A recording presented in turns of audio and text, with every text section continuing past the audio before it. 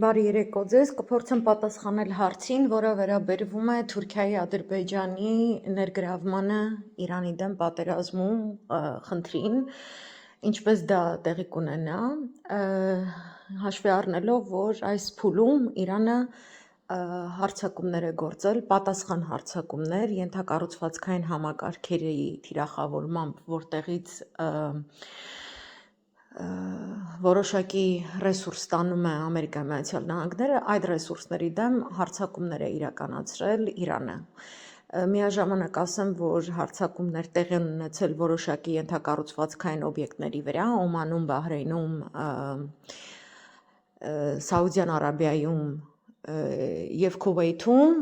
որոնք Իրանը հայտարարել է, որ ինքը չէր այդ հարվածների հեղինակը և որ այդ հարվածները տեղի են ունենում որպես կեղծ դրոշակի տակ արվող օպերացիաներ, որպեսզի տվյալ երկրները ներգրավեն պատերազմի ընդդեմ Իրանի։ Հիմա այս փուլը, ուրեմն ամսի 28-ից մարտի մինչև 30-ը այսօրը ներառյալ կարևոր փուլ է համարվում, ինչպես որ մեկ ամիս առաջ ուղիղ սկսված օպերացիան փետրվարի 28-ին։ Փետրվարի 28-ին եւս բավականին խառը ինֆորմացիոն ֆոներ, հայտնի չէր ինչպես որտեղից կգա հարձակումը, Իրանի համար իբրև թե հայտնի չէր, բայց Իրանը դասեր էր քաղել 12-օրյա պատերազմից եւ ամբողջ բանակցության ընթացքում, որ ԱՄՆ վարում էր իբրև թե Իրանի հետ, Չինաստանը եւ Ռուսաստանը որոշակի զինատեսակներ եւ այլ որակի աջակցություններին, հետախուզական ռազմական բնույթի աջակցություններին ցուցաբերել Իրանին եւ Իրանը կարողացավ ըստ արժանվույն եւ շատ արագ ժամանակահատվածում պատասխան տալ եւ մենք հիմա դեռևս գտնվում ենք այս առաջին փուլի շրջանակում,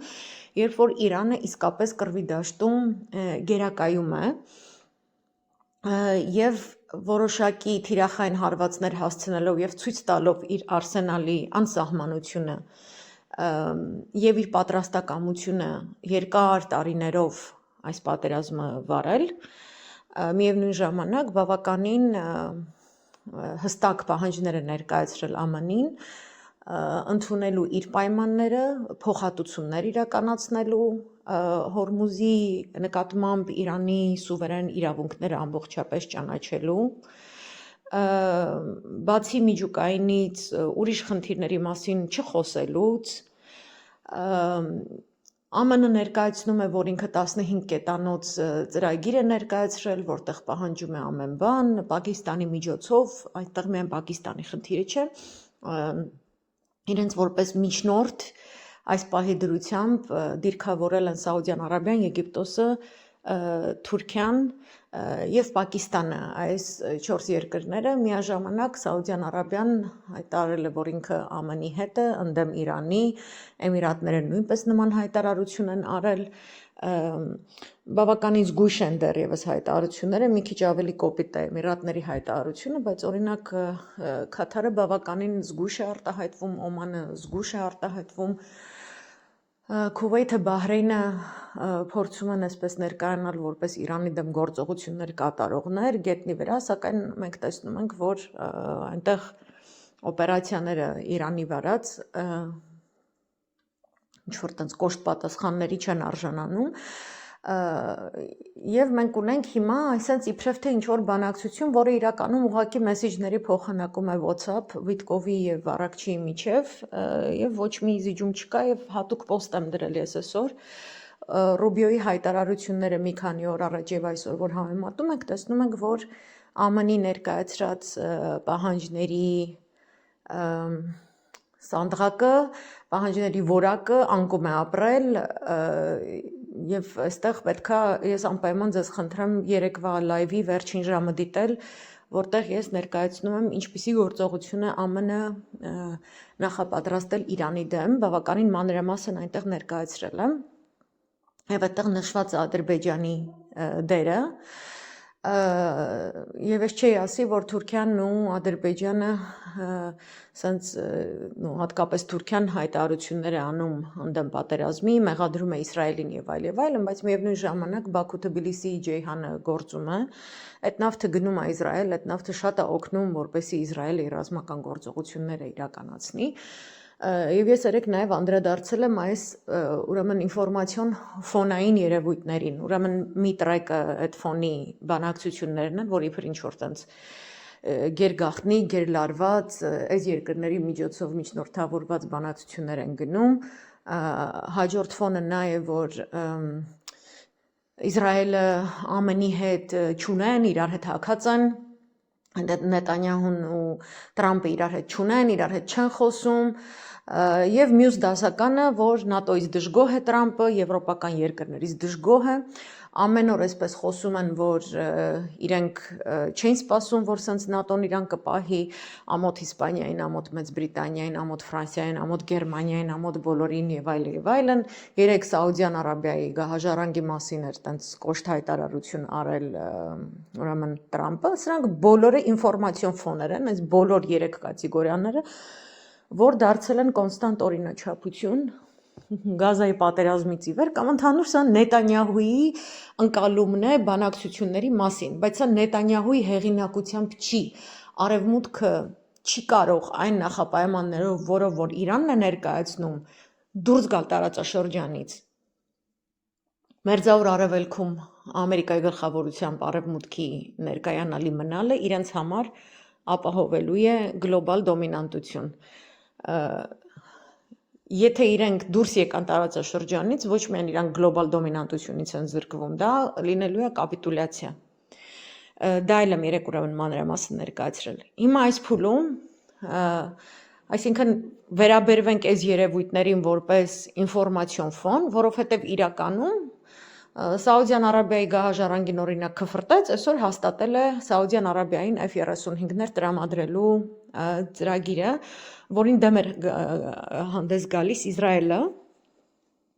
նույն կերպ Իսրայելը դեմ է հանդես գալիս, որպեսզի Թուրքիան ունենա F-35, այսինքն այս երկրները ասում են մենք պատերազմին կներգրավենք, եթե դուք մեզ տաք SSSS ինչ որ բաները։ F-35-ի թեման էլ կարևոր է ու Սաուդյան Արաբիան ստացավ, ես պատկերացնում որ հաջորդը Թուրքիան է լինելու, մանավանդ որ այսօր մենք Իրանի արտգործնախարարությունից լսեցինք, որ ոչ մի բանակցություն չկա, ոչ մի բան էլ իրանք համաձայն չեն, իրանք պահանջներ են ներկայացրել, այդ պահանջները պետք է ուրեմն բավարարվեն։ Ամսի 28-ից 30 այս 3 օրերի մեջ եւ կարող է էլի ինչ որ մի տես բան տեղի ունենա, նախապատրաստվում էր մի հսկայական օպերացիա, որ կոչվում է Haman, ես այս հղումը կդնեմ այս ձայնայինի տակ, որ անպայման այդ հոդվածը մանրամասն կարդաք տեսնեք բոլոր աշխարհագրական ուղղությունները տարբեր կետերից Իրանի թիրախային, ինչպես է մուտք ուզում գործել ԱՄՆ-ը։ Եվ այս մյուս ինֆորմացիոն ֆոն ապահովող երևույթները ուղղակի շղարշ են, որի հետևում նախապատրաստական աշխատանքներ են գնում այս որակի օպերացիա իրականացնելու համար։ Այդ իսկ պատճառով էլ Իրանը առանձնակի լրջություն եւ ծանրություն չի տալիս թվացյալ բանակցություններին, որը Տրամպը այսպես ասած հայտարարում է եւ այլն։ Նույն կերպ Թուրքիան հայտարարել է, որ իր տարածքում բացվելու է ՆԱՏՕ-ի բազմազգ ուրեմն օպերատիվ շտաբ, եւս մեկ, բավականին մեծ, որը պետք է մոնիտորինգ իրականացնի հատկապես հարավային Կովկաս, արևելյան միջերկրական հատվածները, հյուսիսային Աֆրիկայի ինչ-որ հատվածներ, բնականաբար այդտեղ ընկնում է արդեն նաև Իրանի հյուսիս-արևմուտքը։ Այդ հոդվածում անմիջապես այս պոստի վերևում է, դրա հղումն էլ կդնեմ, մանրամասն ներկայացված է ինչով է զբաղվելու այդ շտաբը, բնականաբար ՆԱՏՕ-ն շեշտում է, որ դա Իրան-Իսրայել պատերազմի հետ կապ չունի, նախագծված էր այդպիսի կենտրոն ստեղծել դեռևս 2024 թվականից, Մենք տեսնում ենք, որ արևմուտքը փորձում է ալտերնատիվ ճանապարհներ, ռեսուրսներ գտնել նավթի, գազի եւ այլնի եւ այլնի։ Այսինքն այս պահի դրությամբ մենք չունենք զինադադար խաղաղություն, դեռ զինադադար չի լինի, պետք է վերջնական խաղաղություն լինի, ինչպես որ Ռուսաստանը Իրանն էլ դա է ներկայացնում։ Ասում է այս կոնֆլիկտի սկզբնական պատճառները պետք է հասցեագրվեն ցանկացած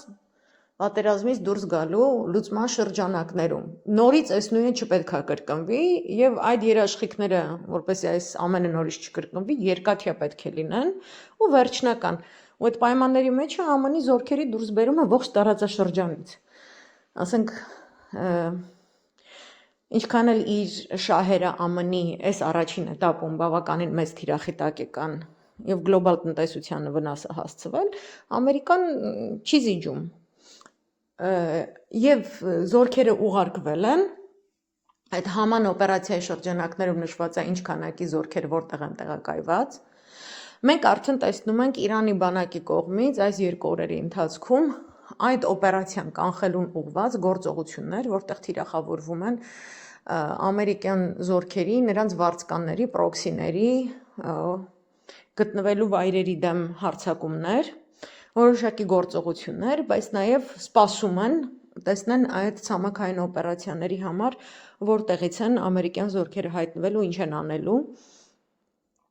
Խոսվում է Խարկ կղզու դեմ հարձակման մասին, Բուշերի դեմ հարձակման մասին, այնտեղ շրջանները գրված է այդ հոդվածում, բայց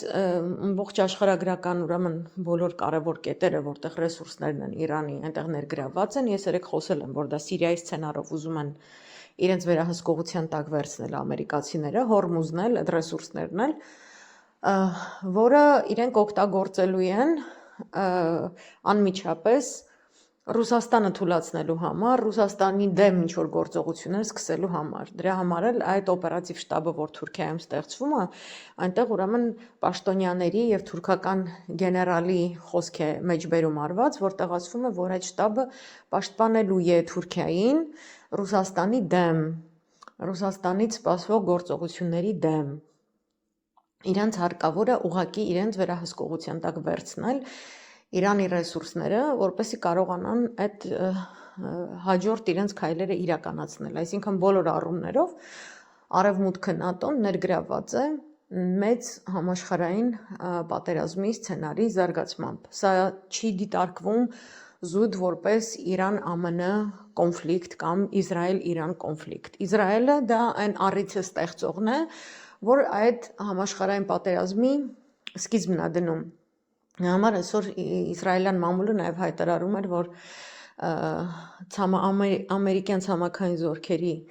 հարձակման դեպքում Իրանի տարածքում Իսրայելի բանակը չի մասնակցելու։ Իսրայելի բանակը ուզի էլ չի կարա մասնակցի, որովհետև իրենք զբաղված են ուրեմն Լիբանան,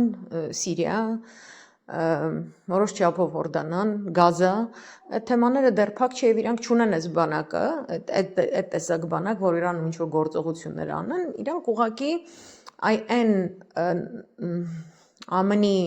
նախընտրած գործընկերն են, որը մեծ պատերազմից հետո իրանք ուզում են Իսրայելին տենց նշանակեն այդ ամբողջ տարածաշրջանի նայող, դրա համար իրանք այդպես լեկտի ձևի խոսում են մյուս երկրների մասին, որ իրանք սուվերենություն չեն ունենա, այս չեն ունենա, այն չեն ունենա։ Ընդ որում կա այդպիսի հետախուզական տվյալներ, ըստ որի Հալի Լարիջանին է խոսել այդ մասին, Իսրայելը պատրաստվում է համանման գործողություններ անել նաև Թուրքիայի, Եգիպտոսի եւ Սաուդյան Արաբիայի դեմ։ Հիմա այս երկրները փորձում են ինչ-որ տենց ԱՄՆ-ի հետ ինչ-որ այլ կերպ բանակցեն, փորձում են իրենց դիրքավորել որպես իբրև միջնորդ պետություններ, այսօր իրանք հանդիպում են կազմակերպել Իսլամաբադում այդ երկրների առաջնորդները, Սաուդյան Արաբիա, Պակիստան, Թուրքիա, Եգիպտոս,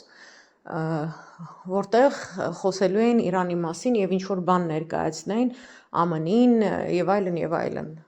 Իրանք ի տարբերություն Իրանի չունեն անկախ առաջնորդություն եւ իրանք չեն կարա, այսինքն շատ պատմական շրջադարձային կլինի, եթե իրենք ասեն ու անեն դեպի արևելք շատ կտրուկ եւ հստակ քայլ, Իրանին չխանգարող, Ռուսաստանի դեմ չուղված, Չինաստանի դեմ չուղված, որը ես դեռևս ես չեմ տեսնում։ Ես տեսնում եմ մի բան են խոսում, իսկ տակից ուրիշ բան են անում։ Դրա դեմ առնելու Իրանի նախաձեռնությունը, կրկնում եմ, կանխողական հարվածներ հասցնելն է, կանխող, նախազգուշացնող, այսինքն Իրանը դեռ ամբողջ իր արսենալը չի օգտագործել։ Դրա համար այս պահի դրությամբ մենք չենք կարող ասենք, որ Թուրքիան ներգրաված է կամ Ադրբեջանը ներգրաված է, չէ, իրանք հետախուզական որոշակի գործողություններ են իրականացնում Իրանի դեմ, չեն կարող դա չանեն, ՆԱՏՕ-ի անունից, Իսրայելի անունից եւ այլն, եւ պատժիչ որոշակի նախազգուշական բաներ են ստացել, ազդակներ են ստացել Իրանից, որով իրանք ուղղակի փորձում են այդ իրանք մասնակցության ինչ որ որակը մի քիչ ավելի տենց ոչ ուժգին սարքել, Իրանը դեռ պաշտոնապես այդ իրանց գործողություններին չի պատասխանում, բայց մենք ունենք որոշակի այսպես պատկեր, որ հաջորդ փուլում, եթե արդեն ցամաքազորով բանով հարձակվեց ամեն օրինակ վերցրեց խաղը վերցրեց, այս վերցրեց այն, Իրանի բանակը անցնելու է հսկայական երկար տարիների պատերազմի, ինչի մասին նաև խոսում է Մեդվեդևը, Վիետնամի պես, բայց դրա հետ միաժամանակ մոբիլիզացվելու են այդ բոլոր ուժերը Թուրքիայից, Ադրբեջանից գալու են, իրանց տրվելու է հանձնարարականներ ինչ անեն, Նիկոլին էլ է տրվելու, չէ, եթե այդ անասունը դրա համար, իրանք շատ են ուզում, որ այդ անասունը ինչ որ տենց վերընտրվի, այդքան զենք ու եսի ինչա բերել լցրել երկրի մեջ, վենսով, մենսով, ուզում են իրան սարքեն կրկին վարչապետ, որը տապուշություններին մասնակցի, այդ ընթացք մեր վրա կհարձակվեն դրանք, ոչ թե այդ պատերազմը, որ խոսում է սեպտեմբերի, կապ չունի ինքը կլինի, թե չի լինի, Իրանով չի դա պայմանավորված, այլ առիթ կլինի, իրան կհարձակվեն։ Մենք այսօր հետաքրքիր բան տեսանք, երբ որ Հորմուզը շրջանցող նավթամուղ կա, Էմիրատներից, որ գործում է, ծովային ջրով է, ծովային տարածքով է անցնում, խողովակը շատ մեծ հույսեր էր ուրեմն առաջացրել արևմուտքի մոտ, այդ խողովակը կաշխատացնեն, միևնույն ժամանակ Սիրիայի տերորիստ Ալ-Ջոլանին Բերլինում ասում էր, որ Սիրիան իր տարածքը կարա տրամադրի ոչ որ գազամուղեր, նավթամուղեր եւ այլն Եվրոպա հասցնեն ապահով նավթ ու գազ, այսօր Իրանը հարվածեց այդ էմիրաթական խողովակին, նաեւ հարվածեց սաուդական խողովակին, այսինքն նման ուրեմն էսկալացիայի դեպքում, երբ որ կշարունակվի արդեն ուղակի Թուրքիայի ներգրավում, այնտեղ չգիտեմ, Ադրբեջանի ներգրավում, հաջորդ փուլում արդեն մենք կտեսնենք, որ Իրանը այս թիրախային հարվածները կհասցնի։ Այդքանով հանդերձ հույս ենք տածում, որ այս պահի դրությամբ իրոք փորձում են ինչ-որ ուժեր կանխել, իբր թե, կամ Իրանը, որ տալիս է այս նախազգուշական օպերացիաների շղթայով հարվածները, ասում է մի մոտեցեք, ես գիտեմ ձեզ ինչպես դիմակայել, կամ ասում է կգաք մեր վրա, մենք ձեզ սպասում ենք, հերթական հրամանատարին են սպանել, դա իբր հաղթանակ են ներկայացնում, շատ տիպիկ է էլի Իսրայելի համար, որ Իսրայելի լոգիկան, սիոնիզմի, սատանի լոգիկան է, Հիսուսին սպանեցի, վсё, էլ քրիստոնեություն չկա, Աստված չկա, դա շատ խնդալու է, ասենք Խամենեին սպանեցինք, Իրան չկա, բանակ չկա, հրամանատարին սպանեցինք, էսի չկա, այնի չկա, այդպես չի լինում, ընդհակառակը։ Այս ամեն ինչը ամփոփենք Մեդվեդևի այսօրվա հայտարարություններով, երկուսն էլ կան, մի քիչ վերև որ բարձրանաք, այս լրահոսում կգտնեք,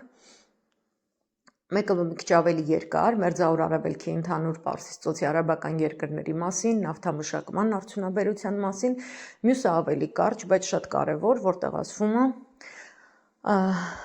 հաշվի առնելով կատարվածը, նկատի ունի ԱՄՆ Իսրայելի հարձակումը Իրանի դեմ, անխուսափելի է Իրանի եւ Իսրայելի միջև միջուկային կոնֆլիկտը։ Այս է ամենակարևորը, այսինքն որպեսի ԱՄՆ, քանի որ նպատակը հետապնդում կարճ ժամանակով, այս թեման փակ, ինքը չի ուզում Վիետնամ, ինքը չի ուզում երկարաժամկետ, ինքը ինչ-որ սենց, այստեղ հետաքրքիր համընկնում կա, որ ԱՄՆ-ի համար շատ օպտիմալ լուծում կլինի, իսկ Իսրայելը կօգտագործվի որպես այդ առիթը ստեղծող, ինչպես որ 73-ի պատերազմի ժամանակ Գոլդա Մեյերը, որ իբր ոչ մեկին ոչ մի բան չէր տալիս, ոչ մեկին չէր օգնում, ու տենց ես որոշեցի, որ պետքա բոլորին սպառնամ միջուկային զենքի օգտագործմամբ, ու այդ դեպքում բոլորը վազելով եկան օգնեցին ինձ։ Որ կոչվում է Սամսոնի վարիանտը, այդպիսի տարբերակ կա, որ դա ակտիվացնեն եւ փորձեն տենց միջուկային հարված հասցնեն Իրանին։ Այդ haman ծրագրի շրջանակներում այնտեղ կետերից մեկը, այսինքն այդ օպերացիան, որ ԱՄՆ-ը ուզում է իրականացնի, Բուշերի ատոմակայանի դեմ հարվածն է, ինչպես նաև Նատանզը եւ Ֆորդովը խփելը, որով իբր տենց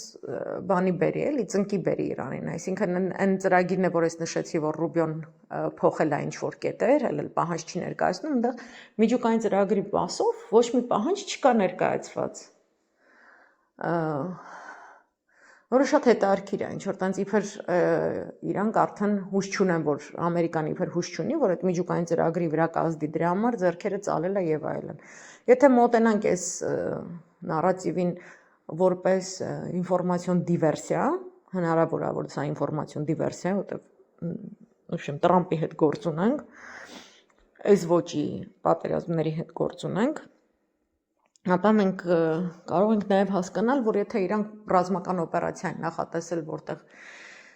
միջուկային օբյեկտների դեմ հարված է նախապատրաստվում, միջուկային զենքի օգտագործում է նախապատրաստվում, Բուշերի ատոմակայանի դեմ 3 անգամ հարձակում անելուց հետո ռուսական կողմը դուրս է բերել իր սաստավին, բոլորին դուրս է հանել դեղից ու ասվում է, որ Բուշերի կապը ծովի հետ կտրված է, ռմբակոծված է մի շատ կարևոր ենթակառուցվածքային այսպես խողովակ, որպեսզի եթե Բուշերում ինչ-որ մի բան տեղի ունենա միջուկային, դա սահմանափակվի որոշակի պրովինցիաներով իրանական։ Բայց միևնույնն է, դա էլ է հավասարազոր, այսինքն եթե ռադիացիան մարդկանց վնաս է հասցնելու, կոպիտ ասած ուզում են օգտագործեն հենց Իրանի ուրանը, Իրանի հարստացման ծրագրերը, ատոմակայանները եւ այլն, որպեսզի անհամեմատ մեծ հարված հասցնեն Իրանին, որպեսզի իրանց այդ ցամաքային օպերացիաները, որ տենց գծել են աշխարհագրորեն մի քանի կետերից Իրանի, ինչ որ արդյունք արձանագրի, առավել եւս արագ։ Եվ ինձ թվում է սրա մասին է, որ Մեդվեդևը նախազգուշացնում է։ Ես երեք նաև լայվում նշել եմ, ինչի հիմա Ռուսաստանը ու Չինաստանը չեն ներգրավում։ Իրանը դրա կարիքը չունի, Իրանը կարողանում է դրան դիմակայել։ Մեկ, երկրորդ Ռուսաստանը եւ Չինաստանը տրամադրում են շատ կարևոր միջոցներ այս պատերազմում Իրանին, որի մասին ավելի ճիշտ է չխոսելը, իրենք ինֆորմացիայի փոխանակման հայտարարության process-ների վերաբերյալ այլ մոտեցում ունեն, քան ԱՄՆ կամ Արևմուտքը։ Եվ դա նորմալ է, եւ դա ճիշտ է։ Աննորմալ է, ինչ անում Արևմուտքը, որպես այսպես կայսերական նկրտում ունեցող կոնգլոմերացիա։ Հիմա մենք պետք է սպասենք, տեսնենք, օրինակ այսօրվա եւ գիշերն եմ ես սպասում հարվածներ Իրանի կողմից, կատարված հարվածները, որովհետեւ բավականին կոշտ են եղել այդ հարվածները, շատ կոշտ են եղել, Իսրայելի հանդեպ են շատ կոշտ եղել, եւ այլ երկրներում կուտակումները, ԿՀՎ աշխատողներ, գործակալական ցանցեր, զինվորներ եւ այլն, այդ կետերի մասին ինֆորմացիա ունեն, կարողացել են թիրախային հարձակումներ անել, հսկայական մեծ վնաս են հասցրել Իրաքում տեղակայված իրանական քրդական օպոզիցիոն ուժերի, որոնք մի քանի ահաբեկչական կազմակերպությունների կենտրոն են, ուղղակի տենց կենտրոնական շտաբ են, դա 3 չառաջի օրը գիշերն էր, այդ հսկայական հարվածները հասցվում, հսկայական հարված էր հասցվում ԱՄՆ ռազմաբազային Բաղդադում, Էրբիլում եւ նույն ժամանակ Սիրիայում, այսինքն մենք հիմա պետքա չափագրենք, տեսնենք Անսարուլլա, Հզբոլլա, Իրաքի Կատայեբ Հզբոլլա, Իրանի գործողություններ, գումարած Չինաստան, Ռուսաստան, հետախուզական ռազմական լոգիստիկ տվյալներ տրամադրելը կարողացել են այնպես զինաթափել թշնամուն, որ իր առջև դրված այդ haman ծրագիրը ինքը չի իրականացնի, թե ոչ։ Այսինքն այդ դեպքում կմնա մենակ մի օպցիա Ամերիկայի համար, դա օգտագործել միջուկային զենքը, թե Իսրայելը ոնց կօգտագործվի այդ этаպում, արդեն երկրորդական հարց է, սևեռվելու կարիք էլ չկա։ Առիթը պետքա ստեղծվի, իրանք պետք է այդ առիթը ինչ-որ ձևով հիմնավորեն։ Կար այդ լինի, որ ասեն Իսրայելը խփեց, որովհետև անելանելի վիճակում էր, որպեսզի փրկեն Ամերիկայի հետույքը այդ process-ից, իրանց ճիշտ ներքաղաքական առումով։ Մենք չգիտենք Նետանյահուն սա արեց, ամոթ Նետանյահուին ու սենց ինչ-որ բան, բայց դա չի նշանակում, որ Նետանյահուն Տրամպին գցեց, իրային ադու արեց, ինքը գցողա, թռնողա, ես իմ ինչա, նո։ Դրա համար էլ այս խոսակցություններին զուգահեռ գնում է լրահոս իրանական աղբյուրներում, տեղեկատվական, որտեղ խոսվում է, որ պարլամենտում դիտարկվում է միջուկային զենքերի չեն ասում, ոչնչացման, չօգտագործման եւ այլն այդ համաձայնագրից դուրս գալու ինչ-որ ճանապարհները զգուշ հայտարարություն է, բայց կարա օրինակ Իրանն էլ մի ուրիշ բան նաեւ իրանք զենքը այս արանք ստեղծեն ու կանխեն մնացած բոլորին։ Այսինքն ամենակիչը Իսրայելն էլ ԱՄՆ-ն էլ իմանան Իրանի դեմ նման զենք օգտագործելու դեպքում Համանման զենք կօգտագործվի իր դեմ, այդ զենքը օգտագործողի դեմ։ Դրա համար իրանք մտածում են հենց Իրանի տարածքում գտնվող ինչ-որ մի օբյեկտ, իրանց կարծիքով որտեղ կա նման նյութ, հենց դա օգտագործել, հենց իր Իրանի դեմ, դրա համար երեք գիշերը, ասենք, Տրամպը անդադ ասում էր, ես ինչ է որ բանակցեմ, այդ հարստացված ուրանը ինձ պետք է տան, դա պետք է Ամերիկա բերեմ ես, այդ ինչպես բաներ էր ասում, էլի։ Ու մենք պետքա ուղղակի ներվերներս,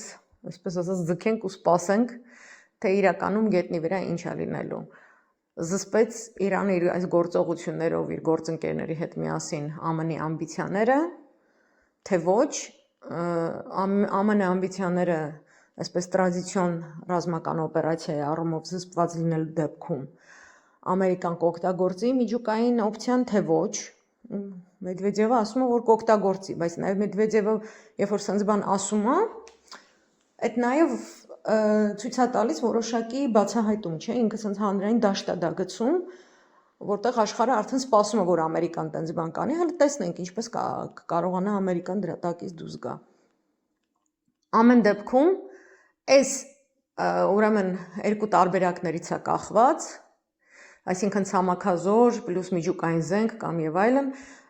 հաջորդ էսկալացիոն փուլը, որի դեպքում արդեն նոր Թուրքիա, Ադրբեջան, մյուս ակտորներ ստիպված են լինելու լրիվ ուրիշ ձևով խաղալ, լրիվ ուրիշ ձևով իրականացնել իրենց գործողությունները, ու միգուցե ստացվի, որ BRICS-ի երկրների մոտ հաջողվեց ծնկի բերել արևմուտքը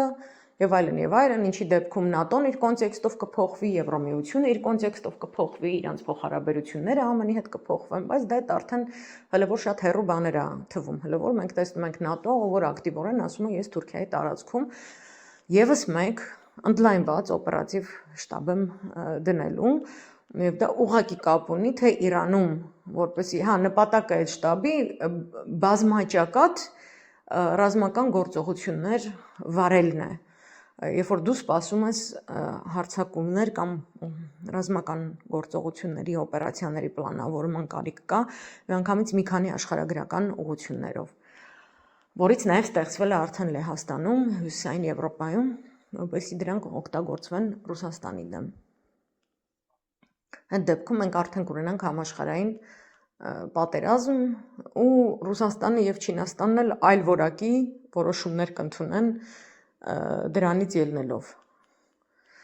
Այդ միջուկային զենքի կապ չունի որտեղից օգտագործվեց, միջուկային տարրը, որ օգտագործվում է,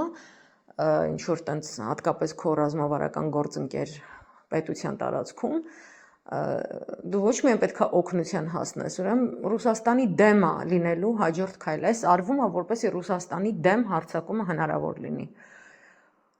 Իսկ եթե Ռուսաստանի ներսում կա դավաճանություն, կա Դվարցովի Պիրիվարոտի պլանավորում, ինչպես որ 17 թվականին եղավ, կամ 91 թվականին եղավ, ապա այն վնասը, որ կհասցվի Ռուսաստանին, կլինի շատ մեծ, նրա համար շատ հաճելի կլիներ, որպեսզի Ռուսաստանի վերնախավը Լավրովի ինչ-որ պոստսովետական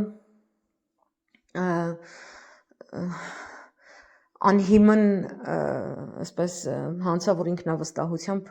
չտարապեր ու չտոգորվեր, այլ իսկապես մտածեր մարդկանց փրկելու, օգնելու եւ այլնի մասին, ինչպես որ իրան պահում է Իրանը, ինչի համար որ ամբողջ աշխարհը Իրանի կողմից է։ Չիստը մարդկային, մարդը պաշտպանում է մարդուն, մոտեցում է պետք,